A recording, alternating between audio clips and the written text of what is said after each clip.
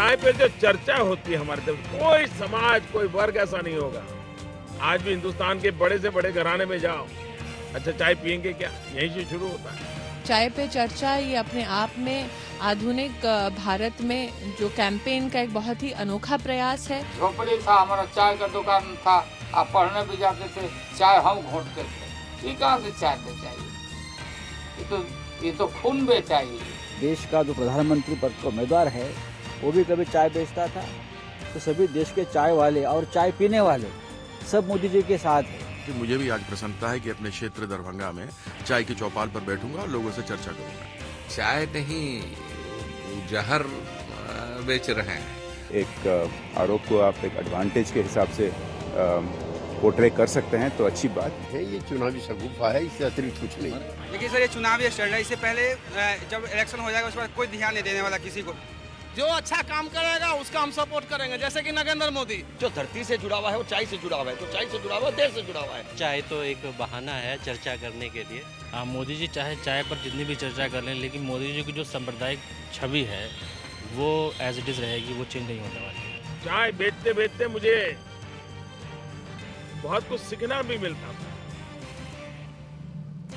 अनेक लोगों से बातचीत करने का अवसर मिलता था, मान अपमान की घटनाएं घटती थी। ये जो चाय में की प्याली में उबाल लाने की कोशिश की जा रही है, ये चाय की प्याली में उबाल नहीं है, पर एक सांप्रदायिकता का ध्रुवीकरण है। नमस्कार, प्राइम टाइम में चाय से प्रचार, वो चाय जो हम भारतीयों की पसंदीदा है, बीजेपी के प्रधानमंत्री उम्मीदवार की कमाई का जरिया रही और आज से इसी के बूते उन्होंने अपने प्रचार अभियान को देश भर में और फैलाया। नरेंद्र भाई मोदी ने अपने ऊपर कसे गए व्यंग को चुनावी हथियार के रूप में बदल दिया। एक चाय की दुकान पर पहुंच 1000 चाय दुकानों पर बैठे लोगों से जुड़े, उनके सवालों के जवाब दिए। आज का मुद्दा था सुशासन। कहा कि चाय की दुकान सड़क की संसद जैसे है। कहा कि विदेश से काला धन वापस लाने के लिए टास्क फोर्स बनाएंगे। ईमानदार सैलरी वाले लोगों में, टैक्स भरने वालों में उसे बांट देंगे। ईमानदार को गिफ्ट और चोर लुटेरों को सजा देंगे। तो अनेक सवालों के देश भर में 300 शहरों में 30 शहर के लोगों से उन्होंने सीधे बात भी की और ऐसे करीब 12 और कार्यक्रम होने वाले हैं। कांग्रेस ने चुटकी लेने से वो नहीं बच रही और आज सूचना प्रसारण मंत्री मनीष तिवारी को आपने कहते हुए सुना, कुछ लोग चाय की प्याली में उबाल लाने की कोशिश कर रहे हैं। बहरहाल कोशिश कांग्रेस भी कम नहीं कर रही है। कल ही कांग्रेस ने अपनी प्रचार कमेटी की कमान सोनिया गांधी को सौंप दी। 50 सदस्यीय कमेटी को पहले लीड कर रहे थे राहुल गांधी। कल ही राहुल गांधी दिल्ली में रेलवे के कुलियों से मिलते हुए दिखाई दिए। राहुल ने उनकी परेशानियों को जानने की कोशिश की, जोर दिया कि 70 करोड़ दिहाड़ी मजदूरों को अधिकार देना है।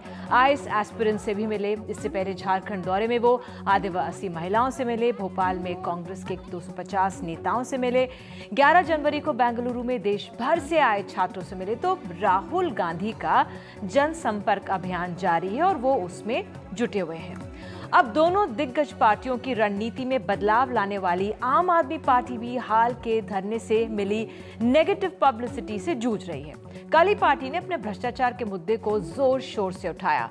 मुख्यमंत्री अरविंद केजरीवाल ने रिलायंस और सरकार पर निशाना साधा। एफआईआर तक दायर हो गई।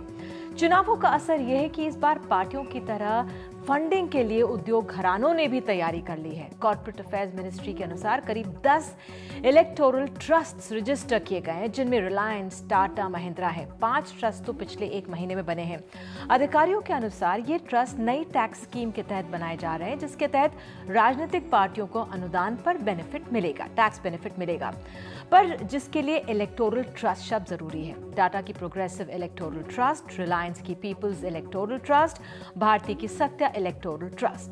एसोसिएशन फॉर डेमोक्रेटिक रिफॉर्म्स के अनुसार पिछले 7 सालों में उद्योग घरानों ने 378 करोड़ के करीब राजनीतिक दलों को दिए, जो कि नॉन सोर्सेज से 87% है। सबसे ज्यादा बीजेपी को 192 करोड़ गया, जबकि कांग्रेस को 172 करोड़। तो चुनावी माहौल में प्रचार चरम पर है, जिसके अनेक रंग हमें देखने को मिल रहे हैं, लेकिन कौन सा रंग लुभाएगा देश की जनता को, समझेंगे आज प्राइम टाइम में। और सबसे पहले नरेंद्र मोदी ने जो आज काले धन पर कुछ कहा, उसे सुनते हैं। के देशों में जहां भी काला धन पड़ा है, हम सरकार में आते ही एक टास्क फोर्स बनाएंगे, कानूनों में संशोधन करने की जरूरत होगी तो संशोधन करेंगे, नए कानून बनाने की आवश्यकता होगी तो नए कानून बनाएंगे। विश्व के जिन जिन देशों में जहां टैक्स हेवन है, जहां ये पैसे पड़े हैं उससे जानकारी लेंगे, एक एक पाई हम वापस लाएंगे और ये जो पैसे वापस आएंगे उसमें से 5 पैसे 10% अमाउंट जो लोग ईमानदारी से देश को टैक्स देते हैं और विशेष करके जो सैलरी वाले लोग हैं उनको बेचारे को कोई चारा नहीं है, उनका तो इनकम टैक्स यूं ही कट जाता है,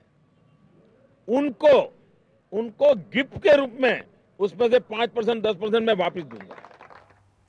तो हमारे साथ आज खास मेहमान मौजूद हैं तरुण विजय, सांसद बीजेपी, पीएल पुनिया, सांसद कांग्रेस, प्रोफेसर आनंद कुमार, प्रवक्ता आम आदमी party, Abhay Kumar Dubey, editor CSDS और राजकिशोर तिवारी, एडिटर दैनिक जागरण हमारे साथ मौजूद हैं।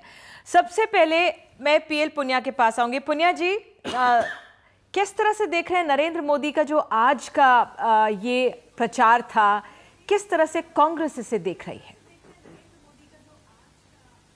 देखिए, चुनाव नजदीक आ रहा है और हर पार्टी अपने चुनाव प्रचार में लगी है और नरेंद्र मोदी भी जो आज का कार्यक्रम उन्होंने किया है चाय के ऊपर, वो भी उसी का हिस्सा है। और लोग जानते हैं, पहले मुख्यमंत्री भी 10 साल रहे हैं और आगे 5 साल के लिए बन गए हैं। पहले कभी चाय वाले की चर्चा उन्होंने नहीं की कि वो चाय बेचते थे और एक चीफ मिनिस्टर भी बड़ी हस्ती होती है, एक संवैधानिक पद है, उस पर वो पहुंच सकते हैं, तो उस समय भी याद नहीं हुआ। लेकिन बहरहाल जो भी है, लेकिन इस मुद्दे को वो एक वर्ग के साथ में कनेक्ट करने का प्रयास कर रहे हैं। बिल्कुल प्रचार है और शायद कांग्रेस के नेताओं ने भी इसे तूल दिया था। मणिशंकर अय्यर का वो बयान आपको याद होगा, हम सबको याद होगा, किस तरह से उसका फायदा एक बार फिर से उठा रही है बीजेपी। आऊंगी सर आपके पास, प्रोफेसर आनंद कुमार, आप लोगों की आऊंगी सर, पुनिया जी आऊंगी। प्रोफेसर आनंद कुमार, आम आदमी पार्टी अपने अनोखे जनसंपर्क धरनों के लिए, तरीकों के लिए जानी जाती रही है अब तक, लेकिन जो नरेंद्र मोदी का ये प्रयास था, बीजेपी का ये प्रयास है, इसे आम आदमी पार्टी कैसे आंक रही है?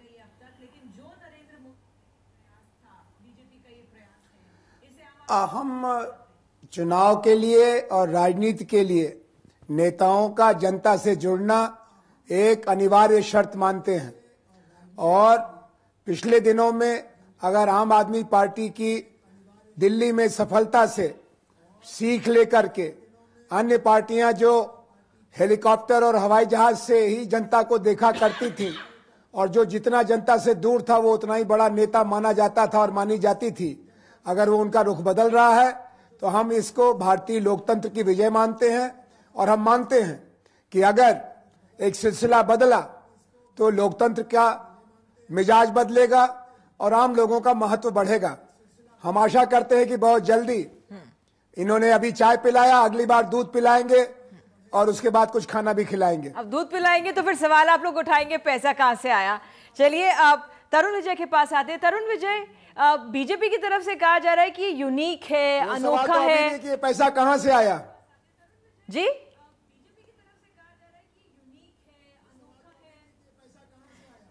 तरुण विजय, बीजेपी की तरफ सवाल तो अभी भी है कि ये पैसा कहां से आया?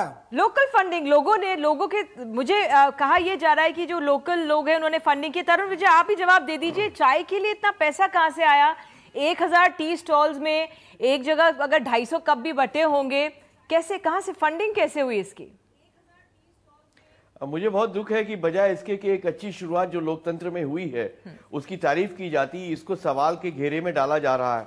वास्तव में जो चाय है यह आत्मीयता का संबंध जोड़ती है और यह वर्तमान राजनीति के अहंकार और अराजकता को ईमानदारी और विनम्रता भरा जवाब है। ये उस आम जनता का जवाब है जिसके हाथ से चाय की प्याली भी ये सरकार के भ्रष्टाचार के कारण छीनी जा रही है। और जवाब ये है कि फंडिंग कहां से हुई? उस जनता से हुई जिसके सर पे छत नहीं है और जो अपनी दाल, रोटी, दूध, फल छीनते हुए देखकर चाय से विद्रोह कर रही है। बासी कढ़ी में उबाल नहीं आता, पर चाय से क्रांति आ सकती है, जैसे कमल और रोटी ने 1857 में लाई थी। और ये उस आम जनता का उसको जवाब है जो सरकार हर आम आदमी को सड़क पर विद्रोह के लिए उतरने के लिए विवश कर रही है। आज ही आपने देखा सेक्रेटरी तक यूनियन कैबिनेट मिनिस्टर को चुनौती दे रहे हैं और कह रहे हैं कि इनका अहंकार बढ़ गया है। इतना अहंकार बीजेपी की तरफ से कहा जा रहा है कि ये एक बहुत अनोखी यूनिक स्ट्रैटेजी है, लेकिन याद होगा कि जो विदेशों में भी जब चुनाव होते हैं, हमने बराक ओबामा को देखा था, वो भी एक दुकान में गए थे, उन्होंने भी बर्गर और कोक खरीदा था। तो एक तरीके से जब नेता है अपने आम लोगों से जो उनका जमीनी खान पान है उससे जुड़ने की कोशिश करते हैं, तो यही एक बहुत कोशिश। मैं इनको आनंद जी को बताना चाहूंगा, आनंद जी मेरे अच्छे मित्र हैं, कि मनोहर पर्रिकर से और दीनदयाल उपाध्याय जी के जो सामान्य जीवन से उन्होंने प्रेरणा ली है, वो अच्छी बात है। हम और भी ऐसे साधारण लोगों के बीच में काम करेंगे और मुझे विश्वास है कि बाकी पार्टियां, जिनमें आम आदमी पार्टी भी है, इस तरह के उदाहरणों से कुछ सीख लेकर अपने में बदलाव लाएगी और गंभीर सरकार चलाने और नीतियां बनाने और भविष्य की नीतियां बनाने के लिए कुछ ठोस कारगर उपाय करेगी, जैसे मोदी जी ने किया कि वे काले धन को कैसे वापस लाएंगे। उस पर आएंगे टारगेट कितना अचीव किया, क्या वाकई जनता का विश्वास ले पाएंगे। उस पर आएंगे। हमारे साथ यहाँ पे एक्सपर्ट्स मौजूद हैं। अभय जी, आप शुरुआती कमेंट्स में कैसे आकेंगे जो ये आज पूरा हमने देखा टीवी पर, जिस तरह से उन्होंने संपर्क साधा है लोगों से? देखिए, बिल्कुल नया तरीका है और भारत में पहली बार हो रहा है, इसलिए जाहिर है कि उसमें थोड़ा सा नयापन होने के कारण बड़ा आकर्षण है। लेकिन मैं ये मानता हूँ कि आप चुनाव प्रचार का कोई भी तरीका अपनाएं, चाहे वो 3D हो, चाहे वो अखबारों में विज्ञापन देने का हो, चाहे वो हवाई जहाज से पैम्फलेट बरसाने का हो, या कोई भी तरीका हो चुनाव प्रचार का, बात उसी नेता की चिपकती है जिस नेता की और जिस पार्टी की साख मतदाताओं के बीच में उस वक्त चुनाव के उस क्षण अच्छी होती है। अब इस वक्त देखिए, अगर कोई भ्रष्टाचार मिटाने की अगर कोई बात करता है तो उसमें आम आदमी पार्टी जब ये बात करती है तो उसका कद दूसरे लोगों के मुकाबले थोड़ा सा ऊंचा हो जाता है। अगर सुशासन देने की कोई बात होती है तो अगर नरेंद्र मोदी ये दावा करते हैं, तो गुजरात मॉडल के हवाले से दावा करते हैं, तो लोगों को लगता है कि शायद ये पहले दूसरे लोगों से इस मामले में बेहतर हैं। मतलब जो है, कांग्रेस आजकल जो भी बात करे लोग उसकी बात पर यकीन नहीं करते, क्योंकि उसकी सार्वजनिक जीवन में साख थोड़ी सी गिरी हुई है इस वक्त। तो ये तो सीधा सीधा माहौल है। मैं तो ये कहूँगा कि जब आप काला धन वापस लाने की बात करते हैं तो आप केवल, ये सवाल हमेशा मेरे ख्याल से नरेंद्र मोदी के जो उनके दर्शक और श्रोता हैं, उनके दिमाग में भी ये सवाल उठता होगा कि आप केवल विदेशों से काला धन लाने की बात क्यों करते हैं? हमारे देश में काले धन की कमी है क्या? काले धन की नदियां बह रही हैं। और खुद नरेंद्र मोदी ने पिछले 1 साल से भारत के चुनावी इतिहास की सबसे महंगी चुनावी मुहिम चला रखी है। उसमें जब ये चुनावी मुहिम समाप्त होगी अप्रैल के अंतिम सप्ताह तक, उस वक्त तक कम से कम वो 2000 करोड़ रुपए काले धन का इसमें खर्च कर चुके होंगे। तो सवाल ये है कि अगर खुदा न खास्ता वो हिंदुस्तान के प्रधानमंत्री बन गए तो ये 2000 करोड़ रुपए जो लोग निवेश कर रहे हैं, वो कोई सी लॉबी हो, कहीं से आ रहा हो, विदेश से आ रहा हो, देश से आ रहा हो, देश का काला धन हो, कहीं का धन हो, वो लोग तो सूद समेत इस पैसे को वसूल करेंगे। तब फिर जो पब्लिक एक्सचेकर की, हमारे आपकी कमाई का पैसा सरकारी खजाने में जमा है, उसकी जो लूट मचेगी, उसमें तो यूपीए 2 का जो भ्रष्टाचार है, जो भयानक भ्रष्टाचार है, भीषण है, वो भी शर्मा जाएगा। तो ये सवाल उठाने की जरूरत है। बहुत बड़ी बड़ी बातें, बहुत बड़े पॉइंट्स आप मुझे दे रहे हैं। राजकिशोर जी, इनिशियल कमेंट, फिर इस पर आएंगे। देखिए, सबसे बड़ी बात है कि जनता के बीच अब सिर्फ आपके भाषणों से काम चलने वाला नहीं है। ट्रैक रिकॉर्ड की जो बात होती है वो तो देखा ही जाएगा, लेकिन उससे ज्यादा महत्वपूर्ण है जनता भागीदारी चाहती है। जो ये चाय का एक्सपेरिमेंट हुआ, ये कैसा था? ये यूनिक है, अनोखा है, उसको आप कैसे देख रहे हैं? देखिए, चाय पर चाय के अड्डे हो गए, पान की दुकानें हो गई, हिंदुस्तान में ये रवायत बहुत पुरानी है कि जो अड्डेबाजी का केंद्र होते रहे हैं, मिडिल क्लास या लोअर मिडिल क्लास, ये लोग जाकर यहीं पर चर्चाएं करते रहे हैं। नरेंद्र मोदी का जो हर कदम होता है वो बहुत सोचा समझा और सुविचारित होता है, इसमें कोई दौरा नहीं। अगर आप कहें प्रचार के मामले में वो और लोगों से 20 ही नजर आते हैं, चाहे वो 2007 का विधानसभा चुनाव हो, जिस तरीके से उन्होंने साइबर का इस्तेमाल शुरू किया, फेसबुक और ट्विटर, इन सब चीज़ों का इस्तेमाल उन्होंने शुरू किया। इसके बाद अब जो एक आम आदमी पार्टी का आविर्भाव हुआ है, वो जब आई है, तब से लोगों के बीच जुड़ने की बात आई है। तो ये लगातार आप याद करिए, संघ ने भी कहा था कि सिर्फ हवाई प्रचार ना हो, लोगों से सीधे जुड़े, लोगों तक पहुंचे। तो इसके लिए भारतीय जनता पार्टी प्रयास कर रही है, क्योंकि वो ये देख रहे हैं कि वोट तो शायद 10 साल की जो सत्ता है केंद्र के खिलाफ, उसके खिलाफ एक वो मत दिख रहा है, लेकिन उसको कैश करने की बात है। तो चाय वाला जो एक उनके ऊपर कमेंट है, और एक बहुत बड़ा वर्ग जो बात हम लोगों को मीडिया के जरिए हम लोग देख रहे थे, टीवी चैनल्स पर देख रहे थे, लेकिन जो वाकई में बीजेपी की कोशिश थी कि लोग इससे जुड़े, वो किस हद तक सफल है? मैं एक छोटी सी बात ही कहूंगा, जब आप किसी जनसंपर्क कार्यक्रम को प्रौद्योगिकी के सहारे, चाहे वो कितनी भी आधुनिक, अनूठी और चमत्कारपूर्ण प्रौद्योगिकी क्यों ना हो, उसके सहारे जब आप चलाते हैं, तो फिर वो उसके अंदर से जीवंतता कम हो जाती है। उसमें जीवन, उसके अंदर प्रौद्योगिकी का जितना प्रभाव बढ़ता है, सीधे जनसंपर्क का जो फायदा होता है। मैं कोई राहुल गांधी की प्रशंसकों में से एक नहीं हूं, मैं उनकी काफी मामलों में बहुत कड़ी आलोचना करता हूं, लेकिन राहुल गांधी जिस तरह जनसंपर्क कर रहे हैं उसमें भी बहुत अधूरापन है। उनके आसपास बहुत सुरक्षा, आपने राहुल गांधी का भी क्लिप्स दिखाया था ना, बहुत ही सुरक्षा चलती है उनके आसपास, तो वो सीधे जनता से संपर्क नहीं कर पाते।